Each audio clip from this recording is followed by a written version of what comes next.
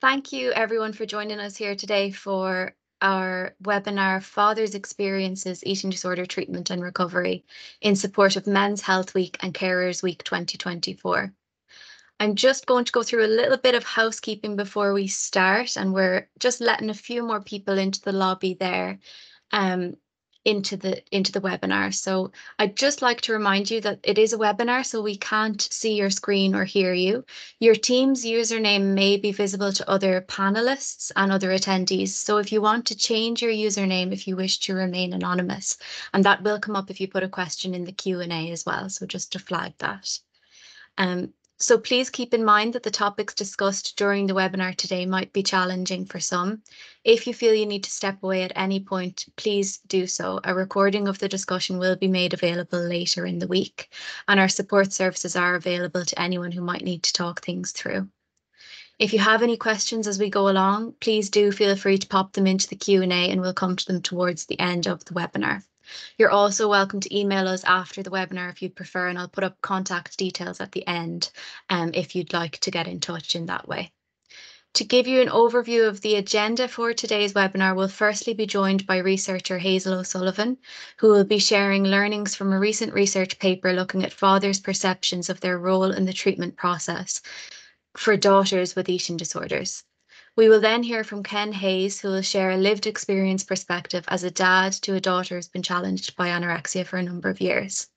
We'll also be joined by Harriet Parsons, Training and Development Manager at Bodywhys, who will reflect on Bodywhys' suite of family support services. So I really look forward to listening and learning from lived experience, support, and research perspectives for the next hour or so. So I'll go ahead and introduce our first speaker, Hazel O'Sullivan. Hazel is a registered psychiatric nurse who works in the area of child and adolescent mental health services.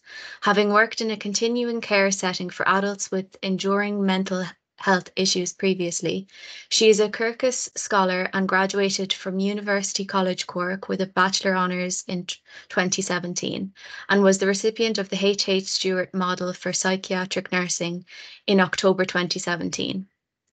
As a student, Hazel participated in Commune, co-production of mental health nursing education, and subsequently Hazel has completed a research master's that focused on the area of family involvement in eating disorder treatment for adolescents, and in particular that of fathers. So we're absolutely delighted to have you here, Hazel. Thanks for joining us. I'll get the slides up on the screen and we'll go through Hazel's presentation. Thanks, Ellen. That's great. So thanks for asking me to speak here today as well. So I suppose just to kind of start off, I suppose currently I work in CAM, so I'm across CUH and I'm in the inpatient adolescent unit as well. So I solely work with young people with eating disorders. So I suppose I have two hats. I have the hat of researcher and of actually clinical work as well. So I suppose just to start off there with the first slide there, you can see it's the third wing of the plane. So this was actually based on an actual quote from one of the dads, and it was their perception, I suppose, of their role in the treatment process for daughters with eating disorders. So if we can go on to the next slide there.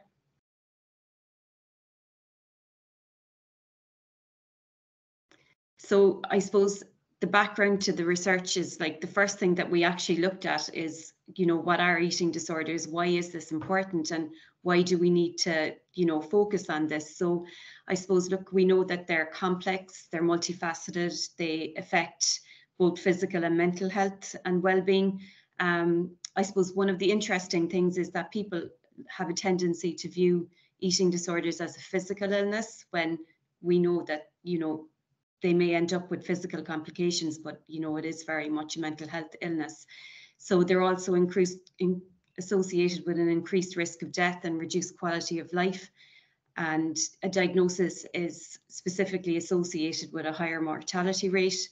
So, and this increases significantly the longer that an individual has the illness. So I suppose what we were looking at is like, it's early intervention, like what can we do to raise awareness? What are the factors here, even with parents engaging in the process? So like what we do know is that there's a higher degree of long-term disability and people are more compromised. It affects all areas of their life. And the other part of it as well is that between 1% and 4% of the population will experience an eating disorder at some point of their life. So the next slide then focuses on, I suppose, the NCPED figures, or, you know, so what we do know from last year is that there was 385 eating disorder diagnoses. So this is just diagnoses alone. This doesn't include the people who are presenting to, you know, to the medical setting where they might be presenting with disordered eating or things that are going on, you know, in people's homes every day. So as you can see there, my light just went off. So I'm in a HSE building, so the light goes off if you're not moving. So I'm sure you can still see me anyway. So look, another part of this as well is that there was this is an increase of 200 on the year before. And I suppose anorexia accounted for 60% of these figures, and 90% of people assessed were female and 66% were under 18. And I suppose this is particularly my area, and what we are seeing as well is that, you know, like there are boys presenting, but the number it's significantly less. So just moving on to the next slide there now. So male presentations, and I just felt, you know, it's important to speak a little bit about this as well. So there's a belief in society that it is females who typically develop an eating disorder. And I suppose this was reflected in the focus groups that I held as well with dads. I suppose all of my focus group participants, they all had daughters with eating disorders. So we didn't set out to just focus solely on females. It's just how it happened. These were the dads that agreed to participate in the research. And I suppose even from my own figures there, I suppose you know, I've probably seen 40 children in CUH over the last 18 months, and I've only seen 4 boys out of that number. But what they have presented significantly, like, you know, I suppose sicker than the girls, some of the girls have presented. And actually what actually is interesting as well is that these boys as well, like 3 of the 4 would have been in the previous few months as well. So look, there's a tendency for eating disorders in males to go unnoticed, and eating disorder and associated behaviours may present differently in males. They might have that strive for developing muscles, to be strong, you know. So I suppose it's just understanding what, you know, the different types of presentations and what boys actually might be presenting with. So there is a tendency for clinicians to overlook eating disorders in males. And I suppose this is also reflected in the number of males admitted to hospital for inpatient treatment and in the number accessing eating disorder services as well. So I suppose why we looked at families in particular is that these children don't present on their own. They're coming because their parent has a concern. They're going to their GP because their parent has a concern, or they're presenting to, you know, to the acute setting because there is an issue there. So the next slide then. So an overview of the paper. So like I say, we initially started off looking at families, and when we looked at the literature that was around families and parents, I done a scoping review, and what that actually came back was the parent was mentioned frequently in all of the papers, but actually only one paper specifically referring to the father in the process. And I suppose it's kind of taken as a given that when they were talking about parent, it was mostly the mother they were referring to. So I suppose that spiked interest then in why is it just the mother that this is solely focusing on, and what clinicians would have looked for is they would have looked for ways to support the mother in getting the young person to treatment, getting the young person to eat. And I suppose we just wanted to know more about what was going on with that. So we looked at that. That was the overall scoping review. So that led us then to our research question, which was, you know, what were the factors that were actually influencing paternal involvement? So then we looked at, I suppose, exploring those experiences then and understanding what was engaging them in the treatment process. So next slide there, Ellen. So the research methods that we used for this, so we used qualitative descriptive research methods. So we wanted to understand what was going on for the fathers when they were coming and engaging in treatment, what was going on for them, you know, what was keeping them there, what was their role in it, what was their role in assisting with, you know, the process at home. Because look, I suppose anybody who has a child with an eating disorder knows how difficult it is to feed their child and to kind of stay in that space and, you know, be supportive and, you know, I suppose get through it really. So what we looked at then was doing semi-structured interviews that focused on understanding these factors, and this was subsequently then analysed using qualitative content analysis. So next slide there. So the recruitment of participants then, so purposive sampling was used for the purposes of the study. So what this meant is that getting people who had an experience of services, because look, there could be a lot of people whose child may have eating difficulties, but they mightn't have actively participated in, you know, specific eating disorder treatment. And I suppose that's why our criteria was quite specific. We got ethical approval from Shrek and UCC. So because we weren't actually looking at files, we were able to get that approval from the social and ethical board. And then details of the study then were advertised through Cairds in Cork and through Bodywhys. So what happened then was that actually the majority of the fathers who agreed to participate actually had been through the Cairds experience. So they would have engaged in the FPT process, and, you know, they were either actively in it or they were approaching the end of that process. We had one dad, right, who actually, he saw the study advertised on Bodywhys and then he agreed to participate in that. So just on the next slide there. So you can see there we have we managed to get 7. We had 8 dads agreed to participate. 1 dad dropped out at the last minute. So you can see there that 6 of the participants were receiving care from the specialist eating disorder team. And then there was 1 parent who was receiving care from a generic CAMS team. So the number of participants who identified as primary caregivers were 2, and the number of employed were 6, with 1 parent being self-employed there as well. So I suppose just even looking at those numbers, they are small, but I suppose what they did tell us is, I suppose, that these dads were, you know, experiencing similar issues. So because COVID actually hit at the time, we actually had to do online focus groups, and we had 4 dads in one, we had 3 dads in the second focus group. And what actually came across is that even though these dads would never have met each other, I think there was one point of the second focus group where I got cut off and I joined in, but they were talking, they were exchanging stories with each other, and it was lovely to see, because one of the dads wouldn't have engaged in the online peeler groups either, like that he wouldn't have believed that it was of any benefit to them. But actually what he said at the end of the focus groups was that, like, he could see now that, yeah, support is great, and it was good to hear where other people were at in, you know, the same kind of experience, I suppose, you know, and to know that there was, like, you know, positive, you know, stories as well. And, you know, just to even get that kind of, I suppose, insight into it, because look, some people will approach the illness very differently. Some people will gather a lot of support from their social circle and their families, where others, then they don't want really anybody to know what's going on, and that's always their choice. So just on the next slide there, Ellen. So the focus group questions then, so they focused on what was your experience of the child and adolescent mental health service in the treatment of your child? Did you feel included in the treatment process?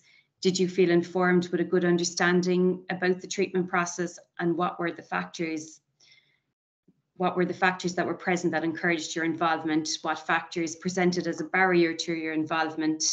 And overall, do you have any suggestions that may help improve the involvement of others in the treatment process? So actually, the fathers themselves said they actually didn't identify any organizational factors that prevented them from engaging. They said that actually they themselves might have been the barrier.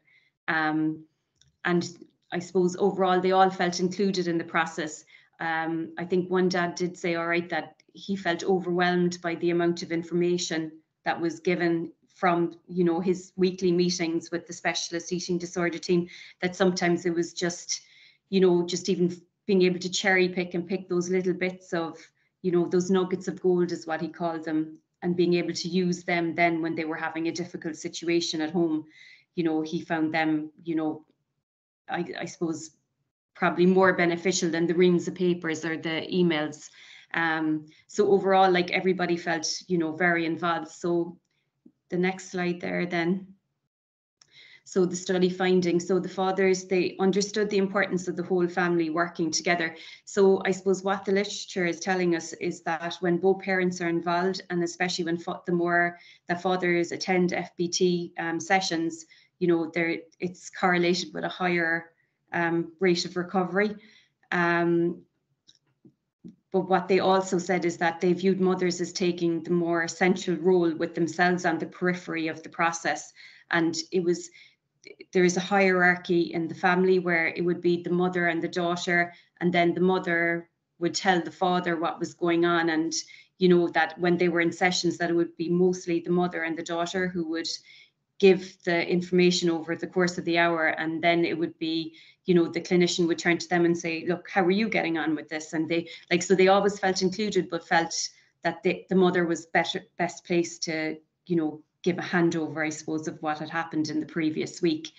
So looking at that, then gender emerged as an influencing factor in paternal involvement. Now, this wasn't specifically stated, but what it was is that it was more with the mother was central to the process, with dads then filling in where they needed to.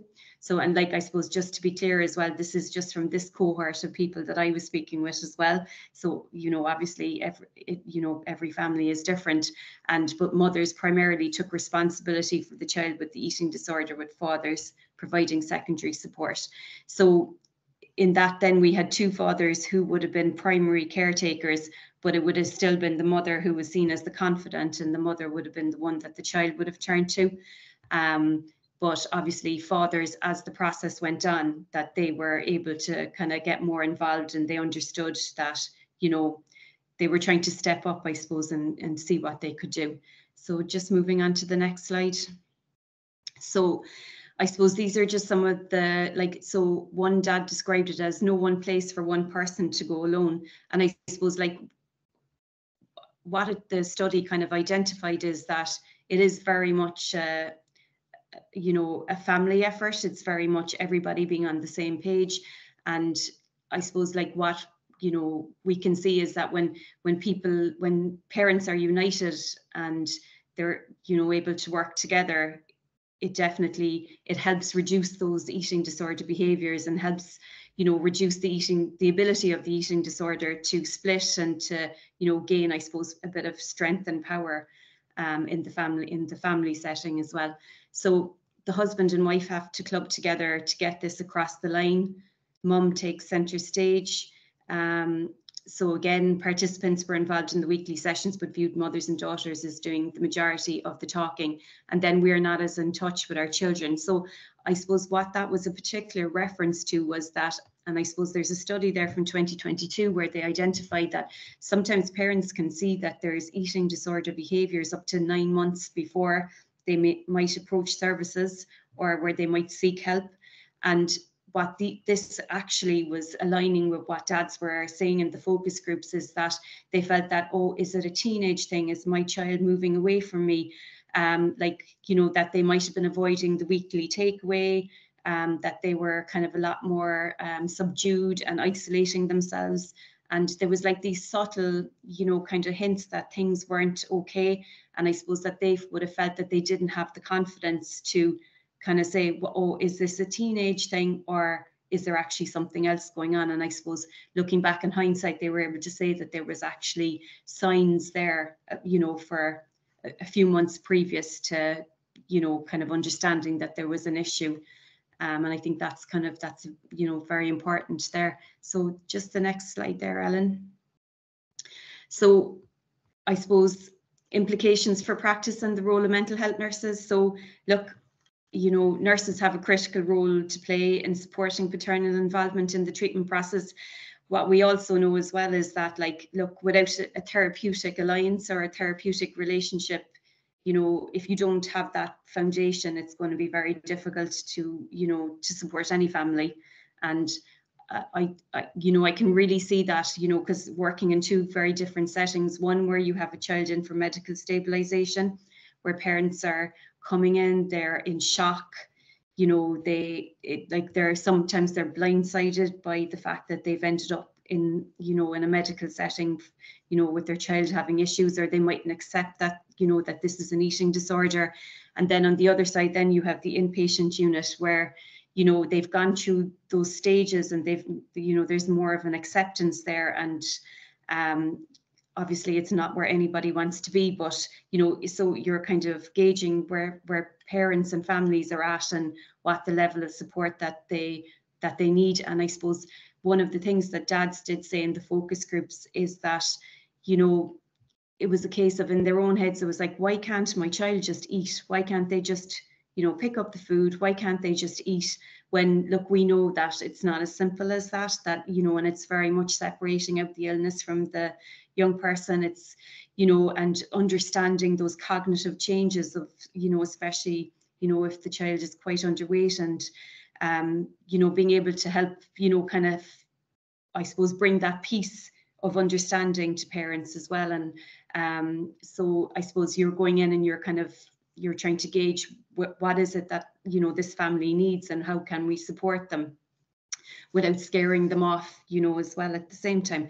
So look, the research demonstrates that fathers are actively encouraged to participate in sessions. And I suppose, look, from a specialist clinical eating disorder place as well, like that's very much made clear at the start, is that parents, you know, it's both parents, it's the family being involved. And then I suppose moving on to, like, so that piece is being done, but then it's about nurses being aware of, I suppose, of the influence of gender and the societal norms on paternal participation. So like, it's about having that conversation at the start, like, where are people at? Everybody has, you know, there could be financial implications, there could be time pressures.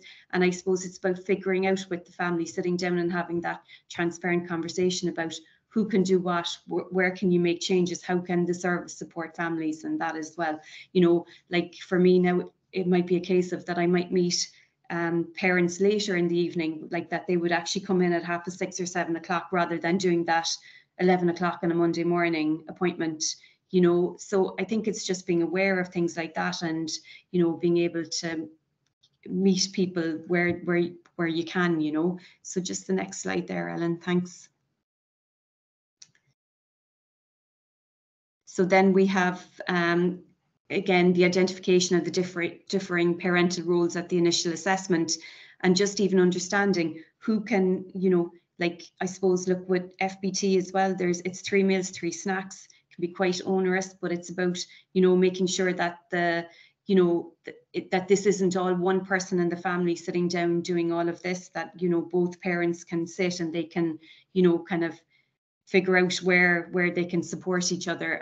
I think with one of the dads, he would have said that it would have been mum sitting at the table, but he would have been there in the background and, you know, ready to support, you know, with, I suppose, in for the arguments is how he would have phrased it. But, you know, they were able to get through it by being able to kind of hold that, you know, united front and work and support and provide that scaffolding to their daughter.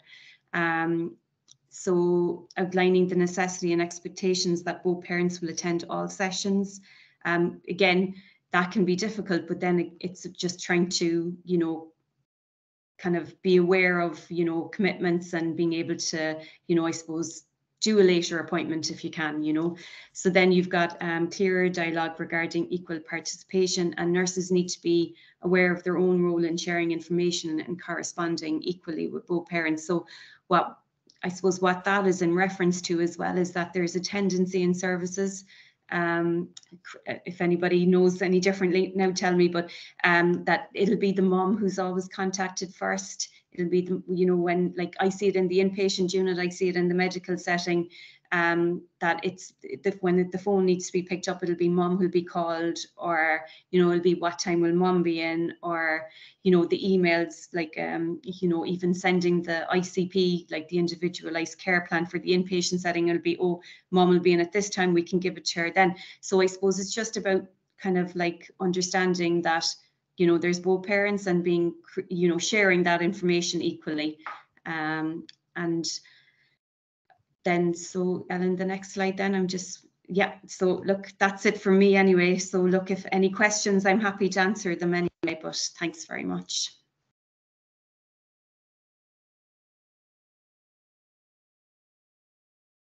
Thanks so much, Hazel, for that wonderful presentation and going through all the findings of that important research.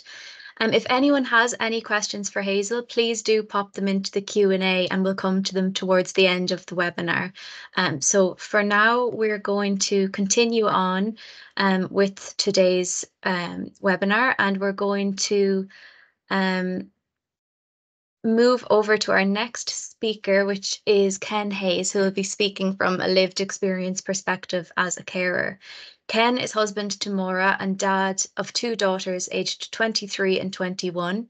Ken's 21-year-old daughter has been challenged by anorexia since she was 10. Ken is an advocate for structured peer support led by skilled facilitators who, in Ken's words, allow wonderful things to happen in safe and confidential spaces.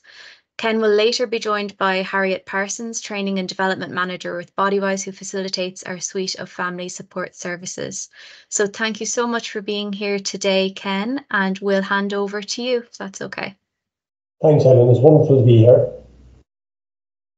Yeah, I suppose just to follow on from Hazel's wonderful presentation there, I believe that family involvement is key in supporting a person with an eating disorder. I've heard it articulated many, many times with the various professionals and supporters we've engaged with. I suppose my experience is that I get it, I understand it, I've heard it so many times, that in the delivery though of that, I get the message, but I don't feel the kind of continued support thereafter.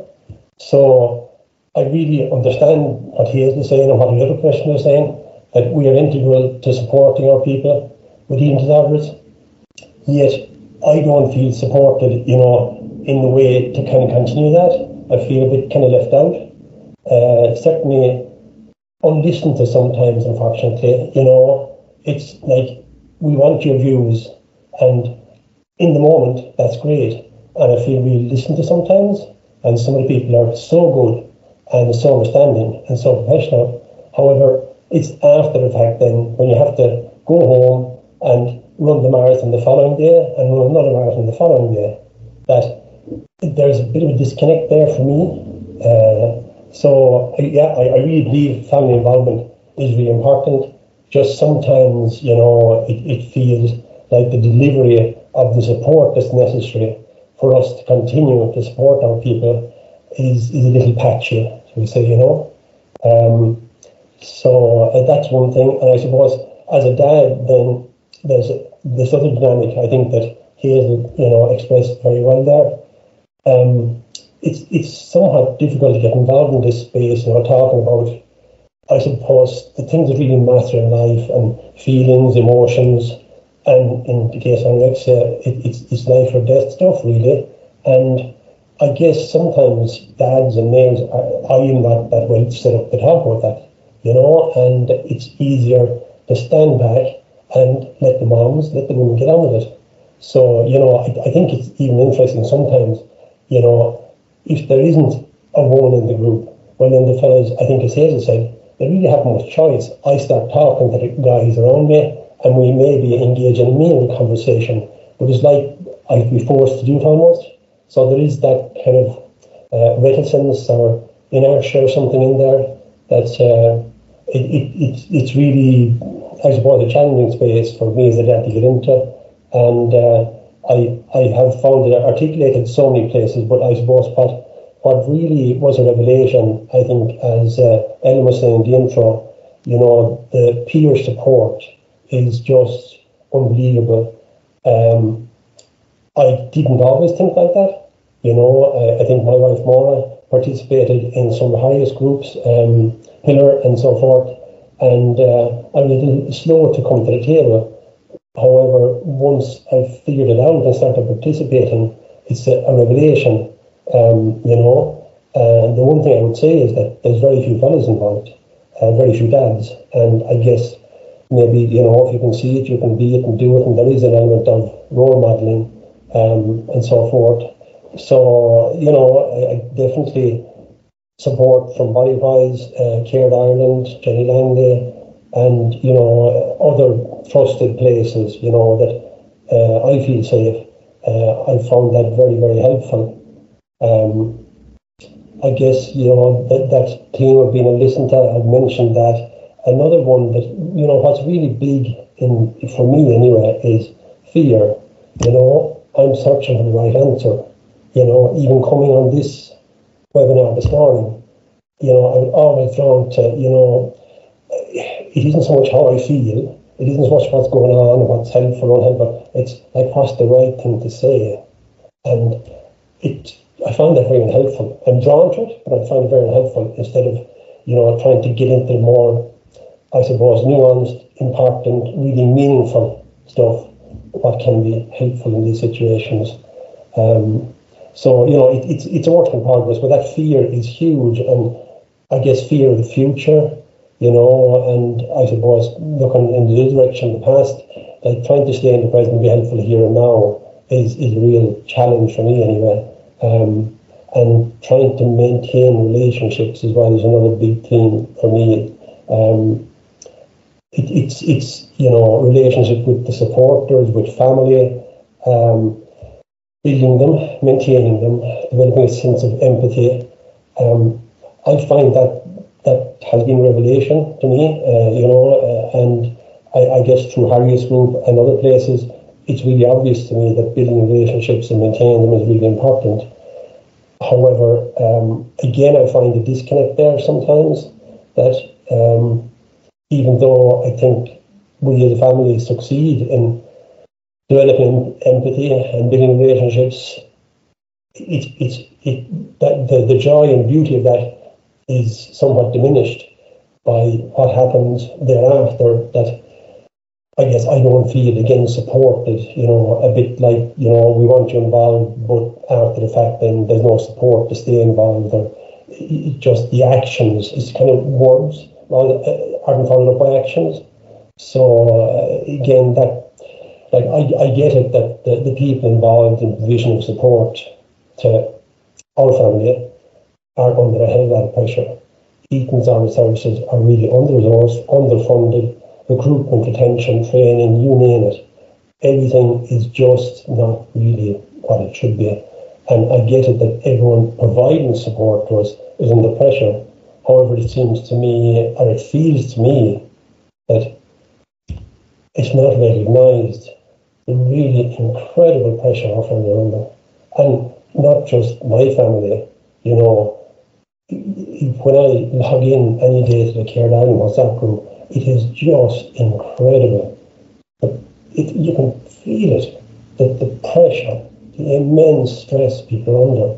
And I do get it that the practitioners see that sometimes, but it's just in the moment, and then the disconnect happens because you walk out of the room or you leave the premises, you get discharged, and you feel really alone. I feel alone, isolated, and you think you'll figure it out, and then you just get deflated again. So I get deflated, However, there's a lot of sunshine out there.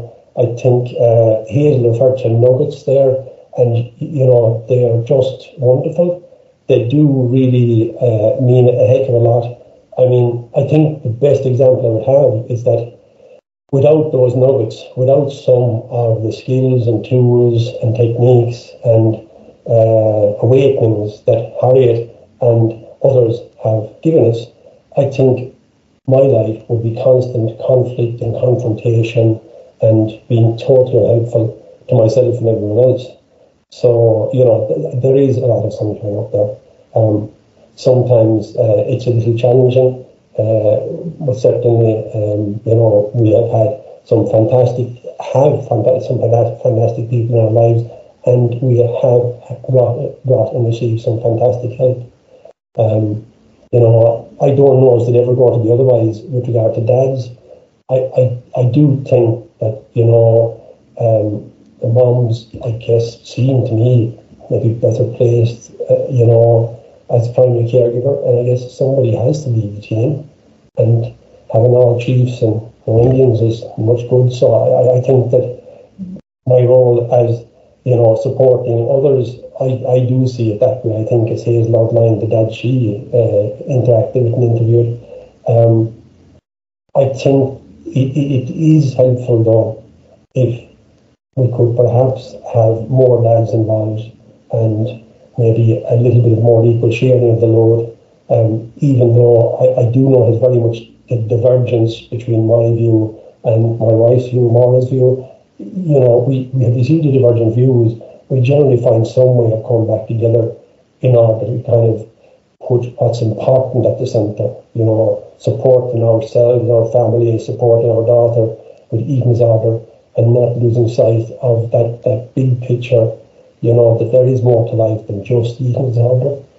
It's not all about that, and that there are others in the family as well. So I have rather meandered about the place with my presentation, such as it is. I could perhaps talk more, but perhaps it might be as well to draw a line just there. And thanks, Ellen, for allowing me to be here this morning.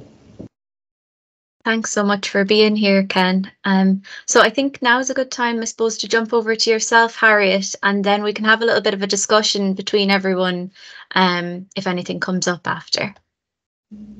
Thanks, Ellen and Hazel. That was so interesting. And Ken, obviously, it's so lovely to hear you speak about, your experience over the last couple of years.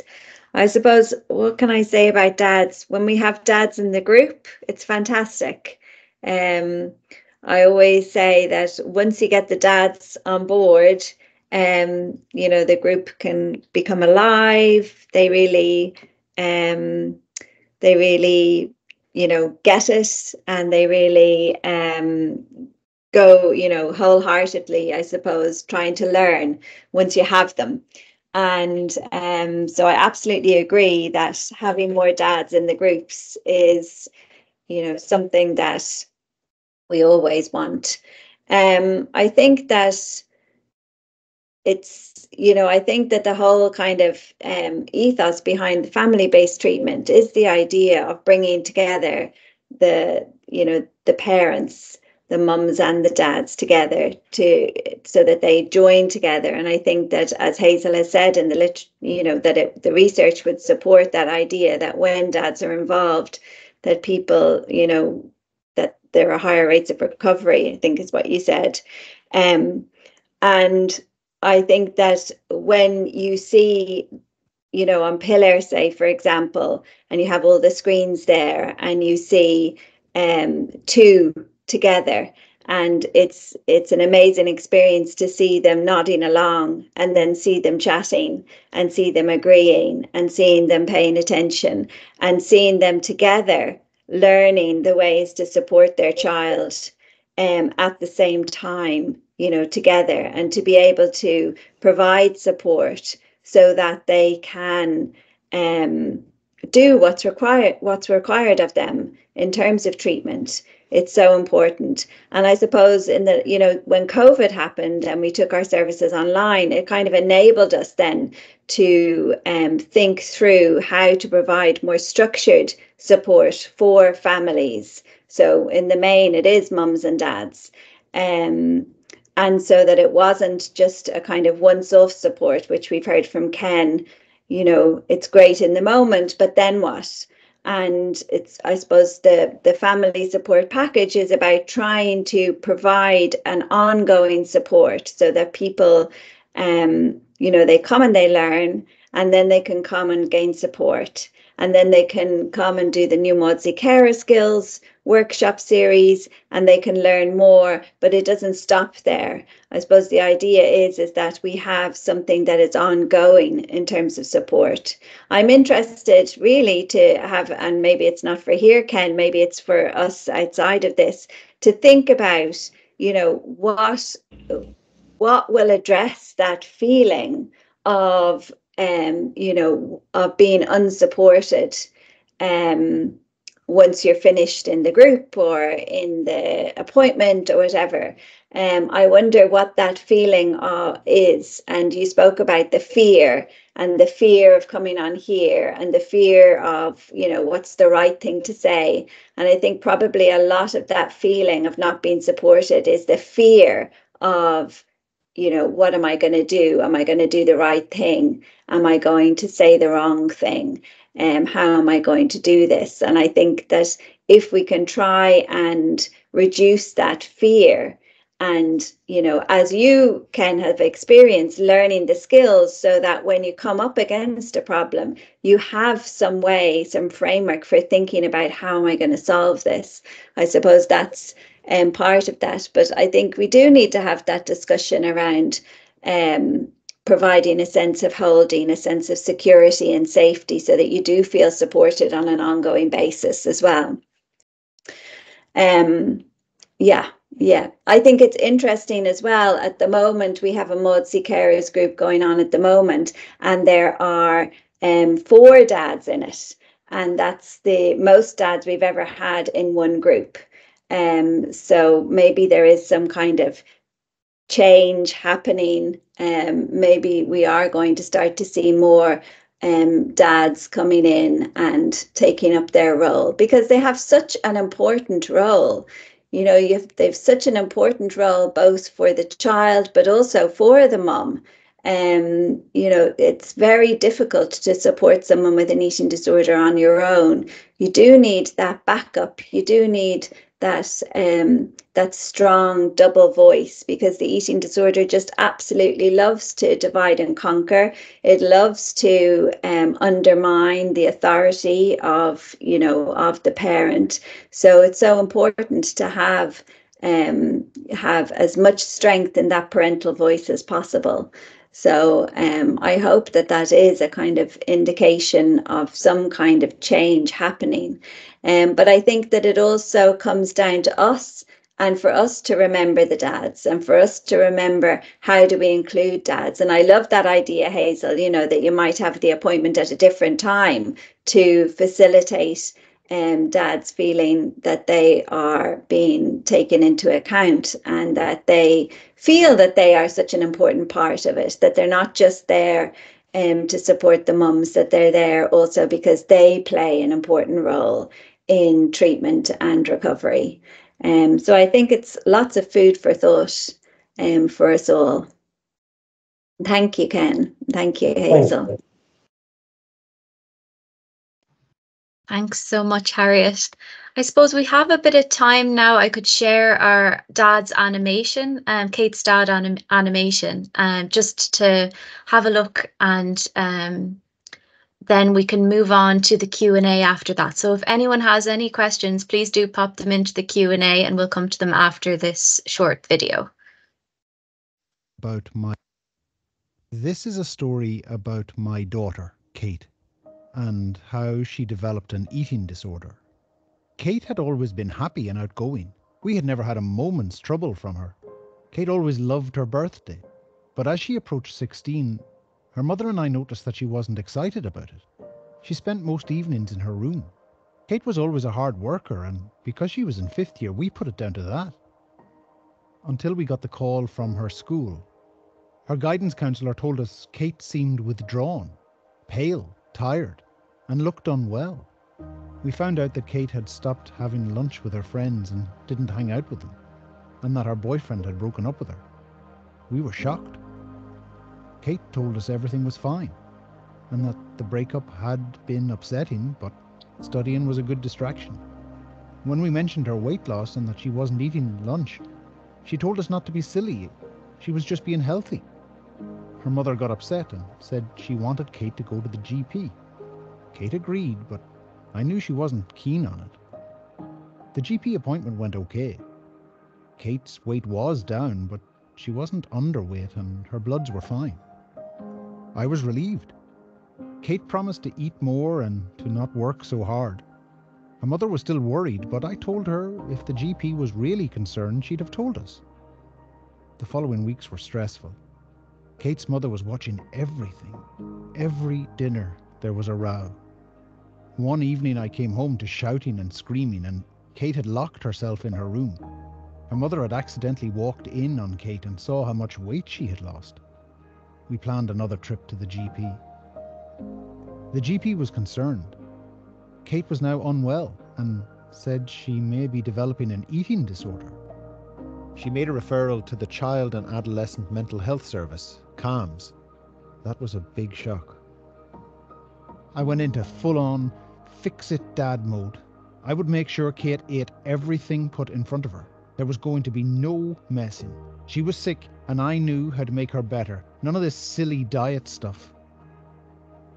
The assessment with CAMS couldn't have come quick enough. We met with the psychiatrist and a psychologist. The questions on the forms made me think that the problem wasn't just about food, but Kate's thoughts. CAMS came up with a treatment plan. But it wasn't that simple. Kate was either fighting with us or frightened, not knowing what to do, needing us to do everything for her. I realized I needed to understand what was going on because I was finding things harder and harder. I called Bodywhys and talked about what was happening. Myself and her mother did the Pillar program. It was such a relief to meet other parents who all had their own kids. I learned a hard lesson at this point. I couldn't fix this problem. Another dad at the Pillar program told us that Kate didn't ask for this and we didn't cause this. It was true. Kate's eating disorder wasn't just about eating. It was her way of coping with feelings that she struggled with. So if I just focused on her eating, I was missing the point. But at the same time, food was a very important part of Kate getting better. So myself and her mother were walking a tightrope. Even though she wanted to get better, Kate still found it difficult to eat. I found this frustrating and hard to understand. I began to think about Kate and not the eating disorder, and find a way to help her fight it. Slowly, Kate got used to eating again and started feeling better. Little by little, she started to be more like herself, feeling better in school and started hanging out with her friends. I can see now that Kate getting better was not just about eating. Eating normally again was part of the picture, but she also had to figure out how to cope with difficult feelings, be more resilient, make mistakes, and not always be perfect. All in all, how to be okay in herself.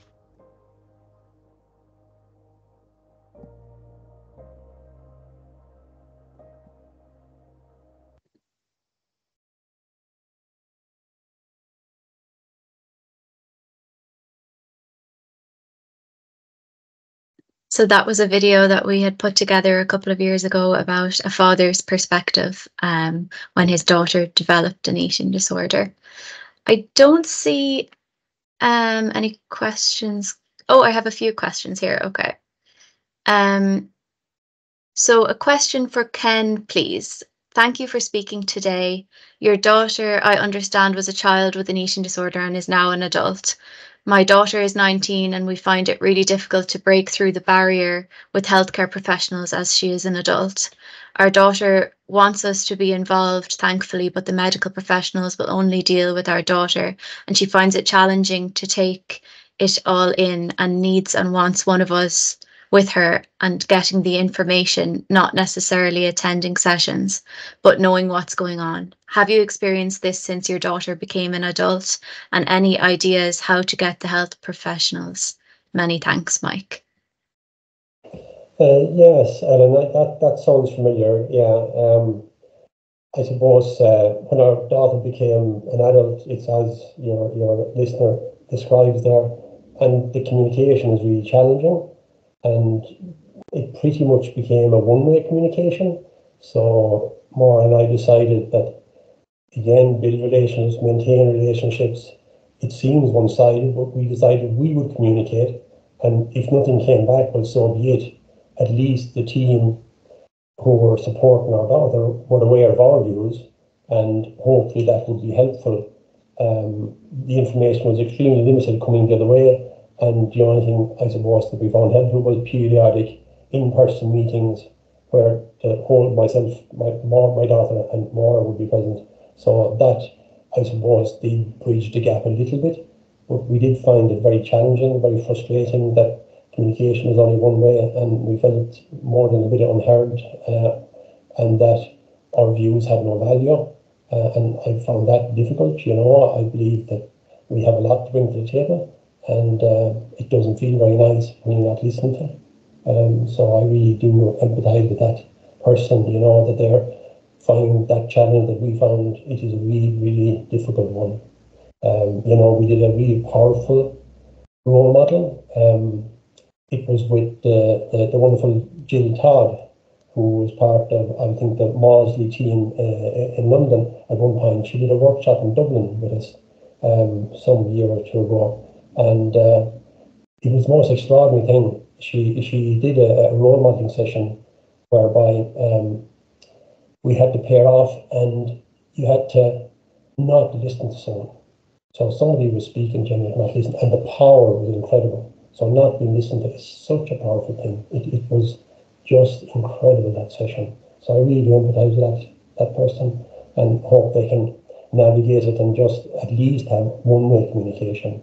And the fact their daughter is on side, I suppose, and wishes them to be aware of things, perhaps their daughter can tell them. I know that's sometimes very challenging for the person with eating disorder to relay the information to parents.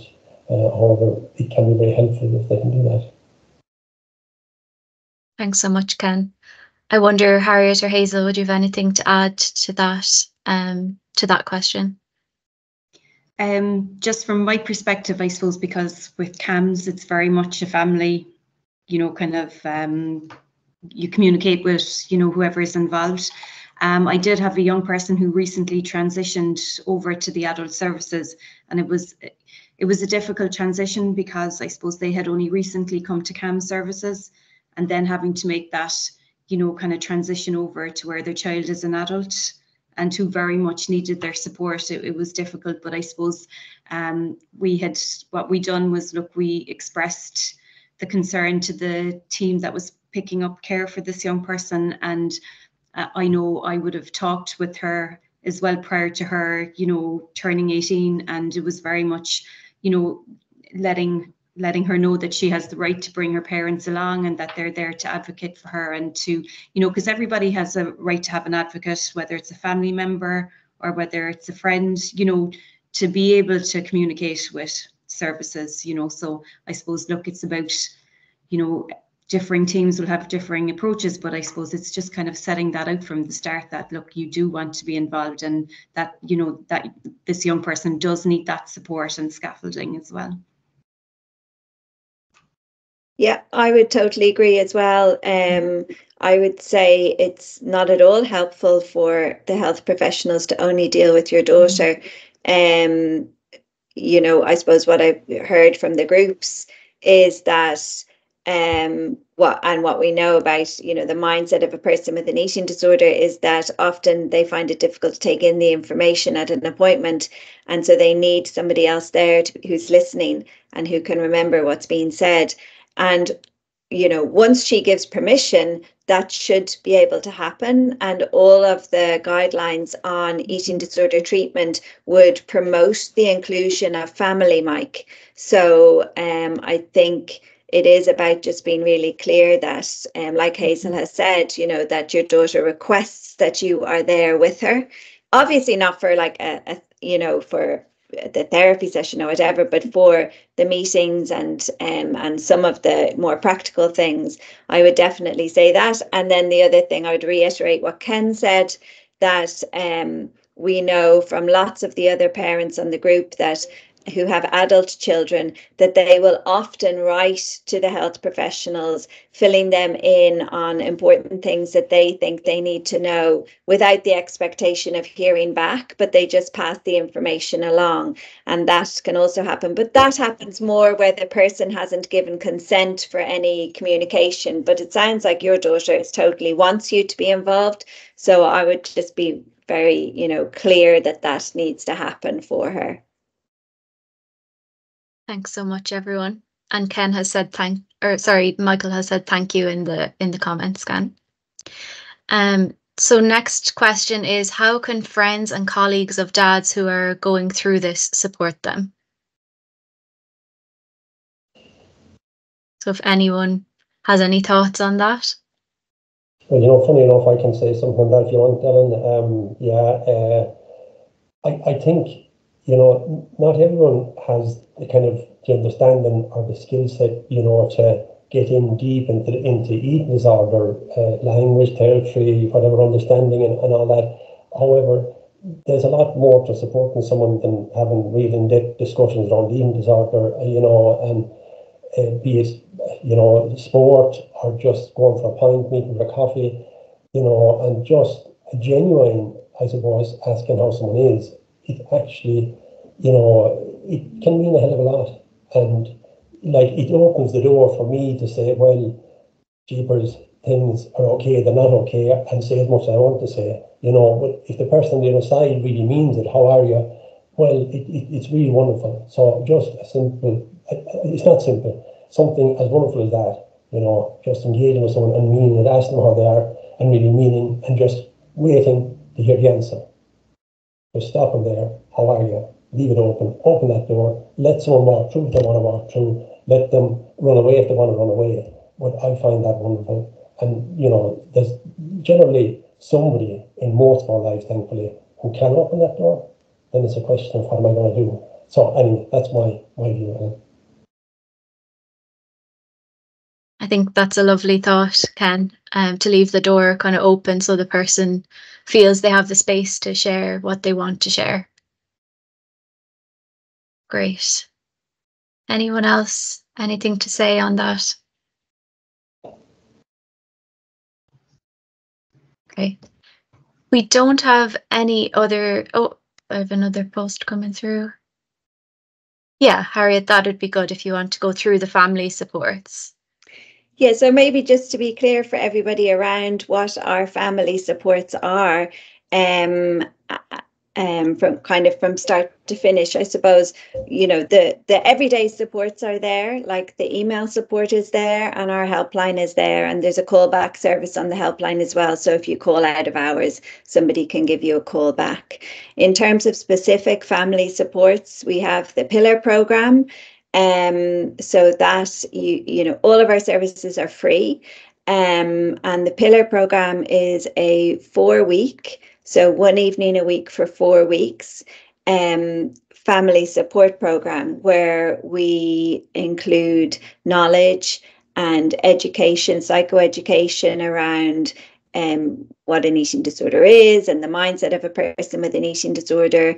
And we also talk through, how to have conversations, so communication, the role of control, dealing with triggers, dealing with very, difficult situations, the role of food and the routine around food, treatment and recovery. So we kind of do a kind of whistle-stop tour in those 4 evenings. And then once people have finished the Pillar program, then 3 times a month we have a post-Pillar support group, which is a smaller group, probably about maximum 20 people, where it's a more traditional support group. It's still online, where people come and they speak to one another. It's facilitated by us, and people come and get and give support and talk through, issues or problems that are arising with one another. And then there's also the option of signing up for our new Maudsley Carer Skills Training Workshop series. So that is over 4 months. We do 2 workshops a month in the evening. And in those workshops, we learn about specific and very practical, helpful skills to support a person with an eating disorder. And then once people have finished that workshop series, then once a month as well, we have a regular Maudsley support group. So that's it's a support group, but we do it through a Maudsley lens. So it's kind of a refresher. And sometimes I would bring, a different exercise to do. And it's a way of kind of keeping in touch as well with everybody who's in the group. So the Maudsley groups are much smaller groups because they're very interactive. There's a lot of exercises that we do. There's a lot of discussion. It's really where people get to really kind of think through their specific situation. All of our supports are for anybody supporting anybody with an eating disorder. So it doesn't matter whether they're a child or an adult, doesn't matter what type of eating disorder they have, doesn't matter whether they have a diagnosis or not. Our supports are available to anybody, and they're all free to attend as well. So the email for the family supports is pillar@bodywhys.ie, and more information is on the website as well.